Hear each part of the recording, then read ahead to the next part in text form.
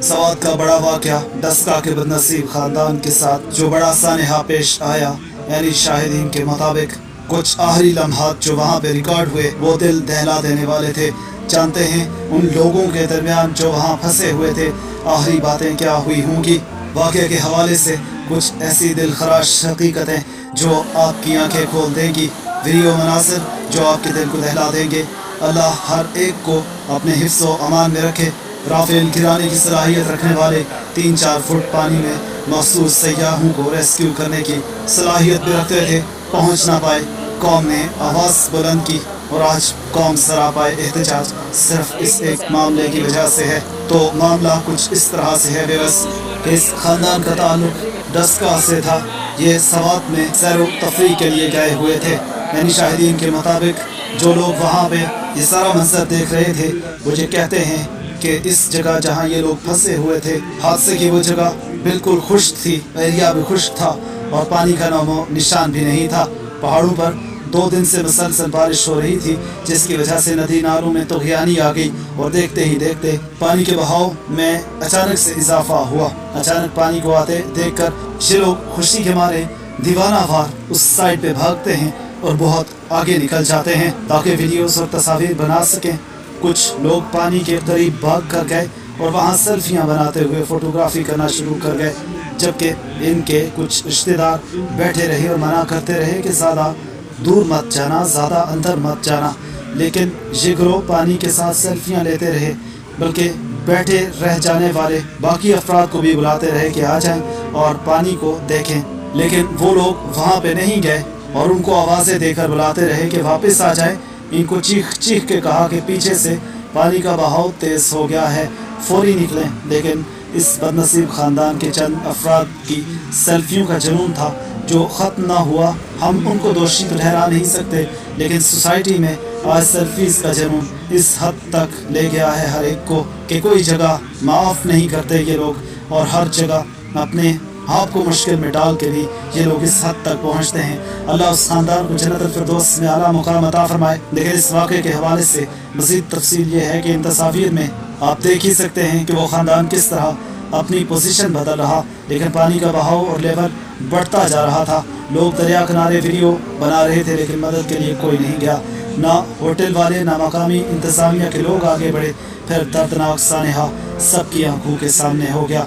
जब शदीद पानी बढ़ गया तो जानते हैं उन लोगों के दिमागों में क्या चल रहा हुआ होगा। वो ये सोचते ज़रूर हुए होंगे कि राफेल गिराने की सलाहियत रखने वाले एटमी ताकत मुल्क के पास कम से कम ऐसे लोग तो ज़रूर होंगे जो हमें रेस्क्यू कर लेंगे, जो हम तक ज़रूर पहुंच लेंगे, हमें बचा लेंगे। सैकड़ों हेलीकॉप्टर्स की मौजूदगी में 15 अफराद का पेश आने वाला ये सानहा कोई छोटा नहीं है। वो लोग ये तो सोचते हुए होंगे कि हेलीकॉप्टर्स भी हैं, सारी फैसिलिटीज़ हैं, हमें बचा ही लिया गया होगा। वो आपस में बात तो करते हुए होंगे कि रेस्क्यू टीमें भी हैं, लेकिन उन्हें मालूम नहीं था कि रेस्क्यू टीमें लाशें निकालने के लिए, रेस्क्यू करने के लिए वहाँ पे पहुँच पाएंगी। उन्होंने तो गलती कर डाली, गलती पे गलती ये लोग करेंगे। कौम को इस चीज़ की उम्मीद ना थी। 2 घंटे तक ये कहा जा रहा है कि ये लोग मुंतज़िर रहे इस सारी चीज़ के कि किसी तरह कोई आएगा, हमें बचाएगा। अगर आर्मी के तैयारे, आर्मी के जेट्स, हेलीकॉप्टर्स मरियम नवाज को सर्जरी के लिए स्पेशल बैरून मुल्क लेकर जा सकते हैं, और अगर आर्मी खैबर पख्तूनख्वा के मिनरल्स और ज़खायर निकाल सकती है तो हमें रेस्क्यू क्यों नहीं कर सकती। ये भी तो उन्होंने सोचा होगा। ये भी तो सोचा होगा कि डी चौक जैसे एक सानहे से गंडापुर को निकाल के एक सेफ जगह पे ले जाने वाले भी तो कोई हुए होंगे, हमें भी तो रेस्क्यू कर लिया जाएगा, हमें भी तो बचा लिया जाएगा। लेकिन हकीकत ये है कि प्रोटोकॉल के बेपनाह मज़े लूटने वाले, हेलीकॉप्टर्स पर अय्याशियाँ करने वाले अवाम को बेरहम मौजू की नज़र करते नजर आए। आज कौम का ये शिकवा है। अब तफसीलात मज़ीद तहलका खेज हैं।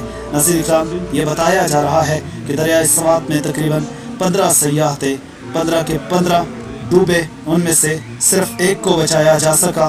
5 अफराद की लाशें निकाली जा सकी। जब तक हम ये वीडियो बना रहे हैं तब तक यही इतलात हैं। और मुकामी गोताखोर एक मोहम्मद बिलाल था, उसने या मोहम्मद हिलाल, उसने एक शख्स को زندہ وہاں سے نکالا۔ مزید ریسکیو آپریشنز جاری ہیں۔ یہ وقت بے حد احتیاط کا ہے، دریاؤں کے قریب نہ جائیں اور اپنی اور دوسروں کی جان بچائیں۔ یہ پبلک سروس میسج آپ کے لیے ہے، لیکن سب سے خطرناک اور افسوسناک چیز یہ ہے کہ Swat city mayor Shahid Ali Khan Mingora bypass میں 17 سیاحوں کی دریائے سوات میں ڈوبنے کی اطلاع کے بعد فوری طور پہ جائے وقوع پہ پہنچ گئے۔ 2 گھنٹے ان کو ڈوبنے میں لگے۔ اس کے بعد یہ اطلاعات ہیں کہ فوری طور پہ جو ہی وہ ڈوبے وہ وہاں پہ جائے وقوع پہ پہنچے۔ ریسکیو حکام سمیت TMA اسٹاف کو ایمرجنسی بنیادوں پر ریسکیو آپریشن شروع کرنے کی ہدایت۔ سیاحوں میں سے 4 افراد کو ریسکیو تب تک کیا گیا تھا جب وہ صاحب وہاں پہ پہنچے، جبکہ باقی کی تلاش جاری تھی۔ سٹی میئر شاہد علی خان خود ریسکیو آپریشن کی نگرانی کر رہے تھے۔ یہ بڑا واقعہ اور بڑا شاندار اقدام ظاہر کر کے ہمارے سوشل میڈیا پہ اور میڈیا پہ یہ چیز پھیلائی گئی۔ جب 17 سیاح دریا کے کنارے موجود تھے اور اچانک دریا میں سیلابی ریلا آیا تو سب کو ڈبو گیا۔ کہیں پہ 17 اور کہیں پہ 15 لکھا گیا۔ اب بڑے فخر کے ساتھ پھر بتایا جاتا ہے کہ میئر شاہد علی کو اطلاع ملتے ہی فوری طور پر ساری مصروفیات چھوڑ کر وہ جائے وقوع پہ پہنچے اور TMA عملہ سمیت ریسکیو حکام کو فوری طلب کیا۔ اس موقع پہ سٹی میئر نے مقامی اور غیر مقامی سیاحوں کو پیغام دیا کہ مونسون کی بارشوں کے دوران دریائے سوات سے دور رہیں۔ اب بعد میں آنے کا کیا فائدہ جب سارا کام ہو گیا، کچھ بھی نہیں وہاں پہ بچا۔ یہ کہا جا رہا ہے پبلک کی طرف سے غم و غصے میں کہ صرف آج ایک خاندان نہیں، انسانیت ڈوب گئی۔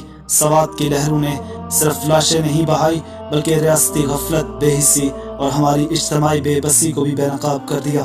45 منٹ تک اور کوئی کہتا ہے کہ 2 گھنٹے تک بچے مائیں بزرگ مدد کے لیے پکارتے رہے مگر کوئی نہ آیا، کوئی نہ اٹھا۔ یہ سیاحت نہیں، یہ جنازہ گاہ ہے۔ دل خون کے آنسو رو رہا ہے۔ پبلک کہتی ہے کہ یہ صرف حادثہ نہیں، ایک چیخ ہے جو ہمیں جگانے آئی ہے۔ سب ڈوب گئے لیکن ریسکیو والوں کو پتہ نہ چلا کیونکہ وہ صرف لاشیں نکال کر دیں گے۔ ملک میں سینکڑوں ہیلی کاپٹرز ہیں، موجودگی ان ہیلی کاپٹرز کی ان لوگوں کی مدد نہ کر سکی۔ یہ ایک انتہائی دردناک واقعہ ہے۔ اس پہ سوشل میڈیا پہ بھی کوہرام ہے اور ہمارے الیکٹرانک میڈیا نے بھی اس پہ بات کی ہے۔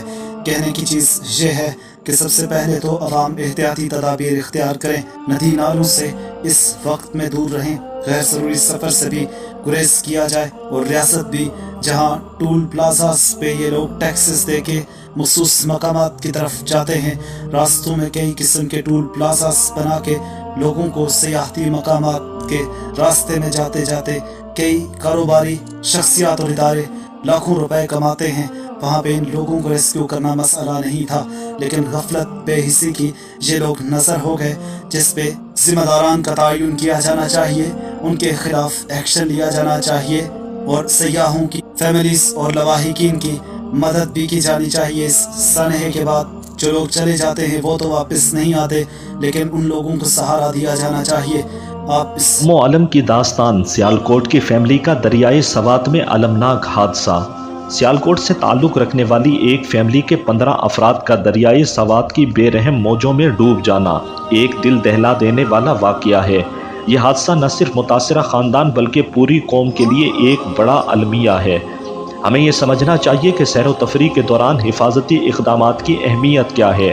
خوبصورت وادیوں اور دریاؤں کی جانب کھنچے چلے جانا فطری ہے، مگر اپنی زندگیوں کو محفوظ رکھنے کے لیے خطرناک مقامات سے دور رہنا اور ضروری احتیاطی تدابیر اختیار کرنا ہماری اولین ترجیح ہونی چاہیے۔